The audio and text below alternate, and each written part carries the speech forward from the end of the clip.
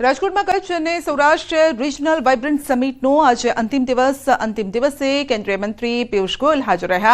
સાથે જ ગુજરાત સરકારના કેબિનેટ મંત્રી ઋષિકેશ પટેલ, જીતુ વાઘાણી, કૌશિક વેકરિયા ઉપસ્થિત રહ્યા. પીએમ સૂર્ય ઘર મફત વીજળી યોજનાના લાભાર્થીઓને સન્માનિત કરવામાં આવ્યા.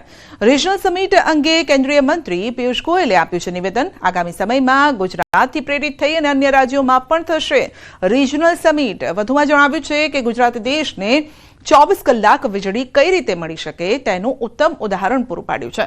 તો ગુજરાત ભારતનું ગ્રોથ એન્જિન છે. જેમ જેમ ગુજરાતનો વિકાસ થશે તેમ તેમ ભારતનો વિકાસ થશે. आप सब तो डबल सौभाग्यशाली हैं कि आप गुजरात में हैं. गुजरात की भूमि में अलग ही तेज है, अलग ही काबिलियत है. गुजरात ग्रोथ इंजन है भारत का. अलग अलग क्षेत्र में अपार संभावनाएं गुजरात में देखने को मिलती है. मुझे पूरा विश्वास है जिस प्रकार से गुजरात ने नई पहल की है. 2003 में वाइब्रेंट गुजरात शुरू किया था. आज पूरे देश में हर राज्य स्पर्धा करता है निवेश लाने के लिए. अलग अलग रीजनल कॉन्फ्रेंसेस की पहल की गई है. मैं उसके लिए आप सबको बहुत बहुत बधाई देता हूं. सौराष्ट्र के सभी लोगों को बधाई देता हूं.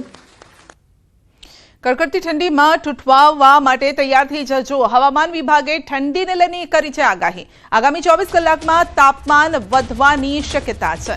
2-3 ડિગ્રીનો ઘટાડો થતા ઠંડીનો ચમકારો વધશે. તો ઉત્તરથી ઉત્તર પૂર્વના પવનો ફૂંકાશે. નલિયામાં સૌથી નીચું તાપમાન નોંધાયું છે. ये 14 जनवरी में जो गुजरात रीजन है, पवन का जो दिशा रहेगा उत्तर पश्चिम से उत्तर दिशा से पवन चलेगी दिन भर. और इसमें जो स्पीड रहेगा 5 से 15 किलोमीटर प्रति घंटा विंड स्पीड रहने का पूर्वानुमान दिया गया है गुजरात रीजन में. और सौराष्ट्र कच्छ में पवन का जो दिशा रहेगा उत्तर पश्चिम से उत्तर दिशा से उत्तर पश्चिम से उत्तर उत्तर पूर्व दिशा से पवन चलेगी. उसका जो स्पीड रहेगा ये भी 5 से 15 किलोमीटर प्रति घंटा रहने का पूर्वानुमान दिया गया है. और जो 15 तारीख के लिए पूर्वानुमान दिया गया है गुजरात रीजन के लिए उत्तर से उत्तर पूर्व दिशा से पवन चलेगी पहले. फिर उसके बाद उत्तर पूर्व से उत्तर पूर्व से पूर्व दिशा से पवन चलेगी. પતંગ રસિકો પતંગની ઢીલ દેવા માટે તૈયાર રહેજો. ઉત્તરાયણને લઈને પતંગને નહીં મારવા પડે ઠુમકા, કારણ કે પવન સારો રહેશે. તો ઉત્તરાયણના દિવસે પવનની ગતિ સારી રહેશે. ઉત્તરાયણના પવનને લઈને હવામાન વિભાગની આગાહી. પવનની ગતિ 5 થી 15 કિલોમીટર પ્રતિ કલાકની રહેશે. પતંગ ચગાવવા માટે ખૂબ જ અનુકૂળ વાતાવરણ પણ રહેશે. 12 जनवरी से लेकर 18 जनवरी मौसम आमतौर पर शुष्क रहने का पूर्वानुमान है. और जो लघुत्तम तापमान है इसमें अगले 24 आवर में 2 से 3 डिग्री सेंटीग्रेड टेम्परेचर राइज होने का पूर्वानुमान है. उसके आगे 2 दिन फिर फॉल रहेगी. 2 से 3 डिग्री सेंटीग्रेड टेम्परेचर फॉल रहेगी. और उसके आगे फिर कोई बड़ा बदलाव नहीं रहेगा. પતંગ રસિયાઓ માટે સારા સમાચાર. ઉત્તરાયણમાં પવનને લઈને અંબાલાલનું અનુમાન છે. ઉત્તરાયણ પર પવનની ગતિ સારી રહેશે તેવું અનુમાન છે. સવારે 7 થી 11 સુધી પવનની ગતિ સારી રહેશે. મહેસાણા અમદાવાદમાં પવનની ગતિ 7 થી 9 કિલોમીટરની રહેશે. મહુવા, ગાંધીધામ, જામનગરમાં સારો પવન રહેશે. દરિયા કિનારે પવનની ગતિ 13 કિલોમીટર રહેવાનું અનુમાન છે. સુરતમાં આંચકાના પવનની ગતિ રહેશે 26 કિલોમીટરની આસપાસ રહેશે. પતંગ રસિયાઓ માટે પવનની ગતિ સાનુકૂળ રહેશે.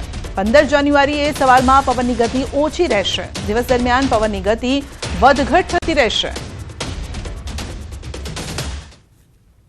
પતંગ રેસવા માટે પતંગ ચગાવવામાં કેવું પવન રહેશે તેની ગતિવિધિ જોવામાં આવતી હશે.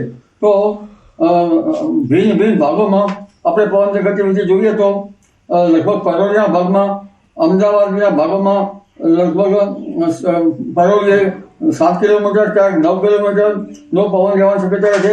મહેસાણામાં પણ 9 કિલોમીટરથી 7 કિલોમીટર, પાલનપુરમાં 8 થી 7 કિલોમીટર, મહુવા, ભાવનગર, પોરબંદરમાં થોડો પવનની ગતિ થોડી વધારે રહેશે.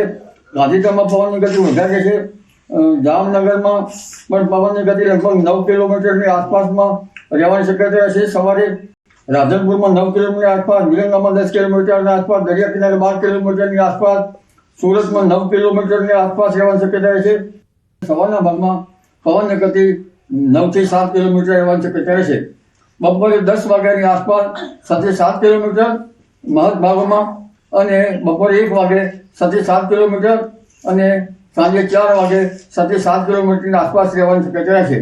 પરંતુ વિન્ડ ગસ્ટ કેટલાક ભાગોમાં, એટલે કે પવનના લહેરાની ગતિવિધિ ક્યારેક વધારે છે તો કોઈ ભાગમાં 15 કિલોમીટર અને કેટલાક ભાગમાં 15 થી 20 કિલોમીટરની આસપાસ રહેવાની શક્યતા રહે છે. સામાન્ય રીતે પતંગ રસીઓ માટે, પતંગ ચગાવવા માટે સમય સાનુકૂળ રહેશે, પરંતુ વચ્ચે પવનના લહેરા આવે ત્યારે ધીર મૂકવી પડે. એટલે એકંદરે આ ગતિ સારી રહેશે. તારીખ 15મી તારીખે પણ પવનની ગતિ સવારે ઓછી અને દિવસ દરમિયાન પણ ક્યારેક વધારે કે ક્યારેક ઓછી રહેવાની શક્યતા રહેશે. જમ્મુ કાશ્મીરમાં કડકડતી ઠંડીનો પ્રકોપ યથાવત છે. સતત ઘટી રહેલા તાપમાનના કારણે સમગ્ર ઘાટીમાં બરફની ચાદર છવાઈ ગઈ છે. આ કાતિલ ઠંડીની અસર હવે પાણી પુરવઠા પર પણ જોવા મળી છે. તાપમાન શૂન્યથી ઘણું નીચે ગયું છે અને પાણીની મુખ્ય પાઇપલાઇનમાં પાણી જામી ગયું છે. પાણી બની ગયું છે બરફ. કડકડતી ઠંડીના કારણે વહેલી સવારે ઘરો સુધી પાણી પહોંચતું નથી. સ્થાનિક લોકોએ પીવાના પાણી માટે બરફ ઓગાળવો પડે તેવી સ્થિતિ સર્જાઈ છે. कश्मीर घाटी में इन दिनों कड़ाके की ठंड है. दरअसल चलाई कलान का मौसम चल रहा है. चलाई कलान 40 दिनों का होता है. 21 दिसंबर से चलाई कलान का मौसम शुरू हो जाता है. चलाई कलान के दौरान पानी जम जाता है, जो नदी नाले हैं वो फ्रीज हो जाते हैं और आप देख सकते हैं किस तरीके से वाटर पाइप्स के इर्द गिर्द यहाँ पे सब कुछ जम गया है.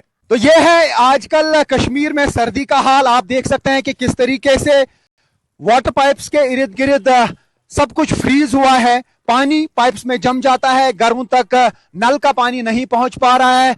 हर जगह लगता है जैसे कांच बने हुए हैं. यहाँ पे इतनी सर्दी है और पारा लगातार गिर रहा है. श्रीनगर में रात का दर्जे हरारत जो है -6 डिग्री सेल्सियस तक पहुंच गया, जबकि गुलमर्ग एरिया में करीब -10 डिग्री सेल्सियस तक पारा गिर गया है. और लगातार इस तरीके के मंजर कश्मीर में देखने को मिल रहे हैं. पानी की पाइप्स लगातार फ्रीज हो रही हैं और नल का पानी घरों तक नहीं पहुंच पा रहा है, खासतौर से सुबह के टाइम, क्योंकि रात भर दर्जे हरारत जो तापमान है वो बहुत ज्यादा गिर जाता है और उसकी वजह से सारे नल जो हैं वो जम जाते हैं. और ये आप देख सकते हैं कई जगहों पे जो डिपार्टमेंट है वो छेद करते हैं पानी की पाइप्स को, ताकि पानी की रवानी जो है वो बरकरार रहे. लेकिन जहां पर भी पानी की पाइप्स में छेद किए जाते हैं उसके इर्द गिर्द आप देख सकते हैं कि किस तरीके से कोहरा लग जाता है. ये पानी की पाइप्स, इसकी वजह से भी इर्द गिर्द जो है पानी की मूवमेंट रुक जाती है, क्योंकि जब ये सब कुछ फ्रीज हो जाता है तो पानी जो पाइप्स के अंदर होता है वो रुक जाता है. तो फिलहाल लगातार लोगों को इस तरीके की दिक्कतों का सामना करना पड़ सकता है, क्योंकि मौसम विभाग का कहना है कि आने वाले कुछ दिनों में सर्दी में और इजाफा हो सकता है. तो यह है इस वक्त कश्मीर घाटी का हाल.